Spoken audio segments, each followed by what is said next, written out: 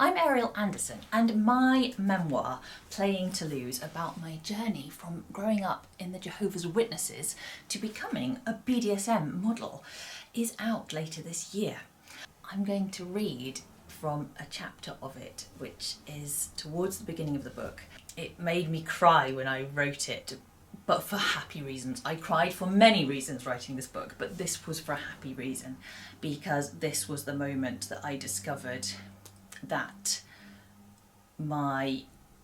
what I considered at the time to be my sexual deviance, which I must shut away and keep locked in forever, was actually a sexual taste that other people shared.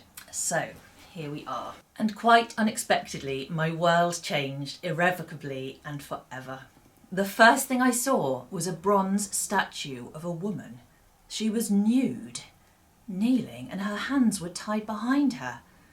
Seeing it felt like an electric shock. I was stunned, and I immediately felt horribly visible, as though everyone in the crowded gallery would be able to see the effect it had on me. And as the first of the shock wore off, I realised that it wasn't the only statue.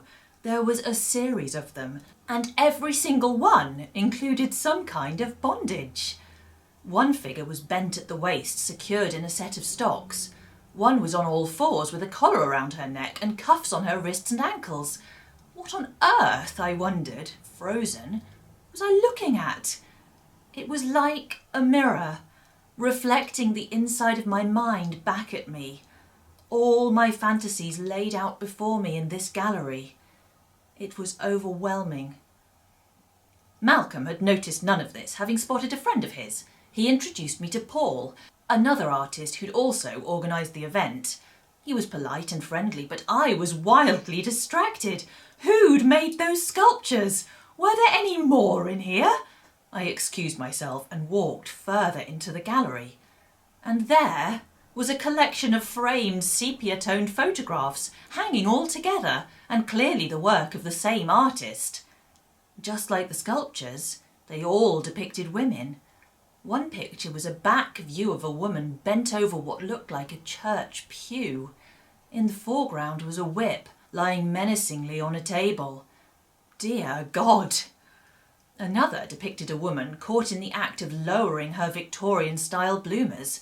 In another, a woman knelt in profile, glancing up anxiously towards the camera. It was like seeing my dreams brought to life in front of me, in artistic form. I felt hot and giddy and utterly transfixed. If there was art like this, I wasn't alone, I realised. It's hard to explain just how much that meant to me. It's not just that the pictures and sculptures were sexy, though they were. It was that suddenly, right in front of my eyes, was evidence that I wasn't by myself anymore. Someone had made these images and these figurines, and whoever they were, they must, at least on some level, be like me. I've heard some Christians talk about the experience of meeting God, of having a conversion experience. I never related to it, though I didn't doubt their sincerity.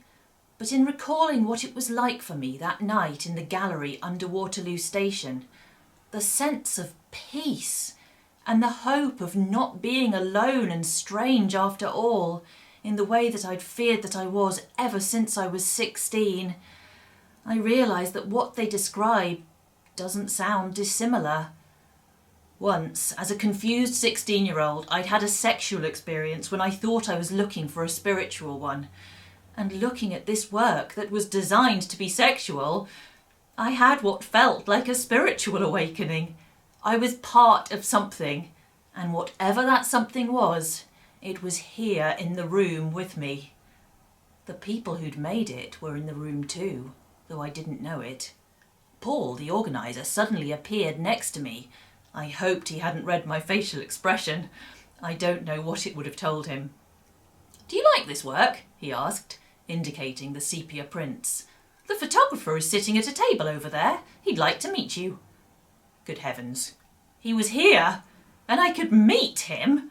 We'd only been in the gallery 20 minutes. I was going from having no idea that artwork like this existed to meeting the artist who'd created the most electrifying work that I'd seen in my entire life, all in a dizzyingly short period of time. Giddily, I followed Paul over to where a tall man in his 60s, wearing purple-tinted glasses and black nail polish, was sitting.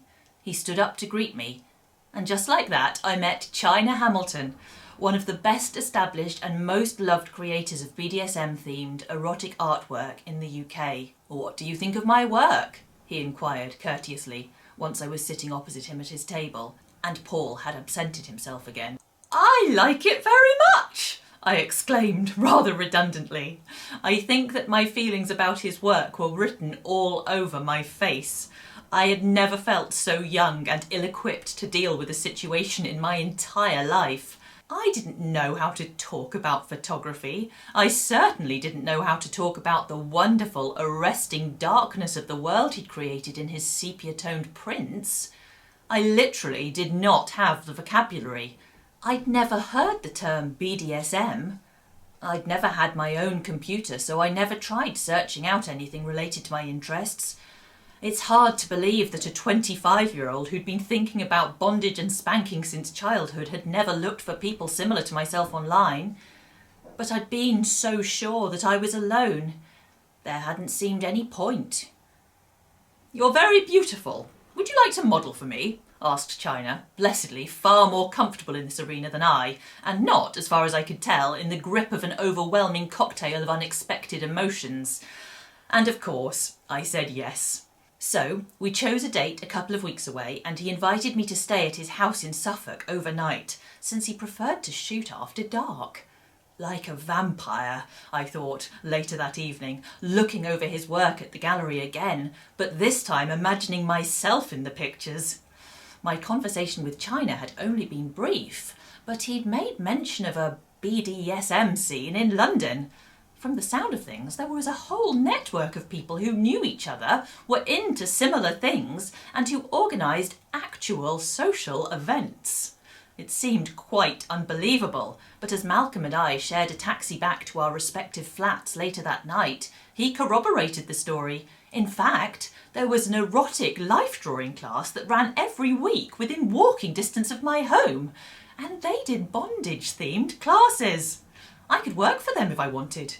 And as I confided in excitement that I was going to work with China Hamilton, Malcolm asked if I'd like to come over to his flat the following week for dinner and to do a short shoot to try out some bondage so that I wouldn't be a complete beginner when I got to Suffolk.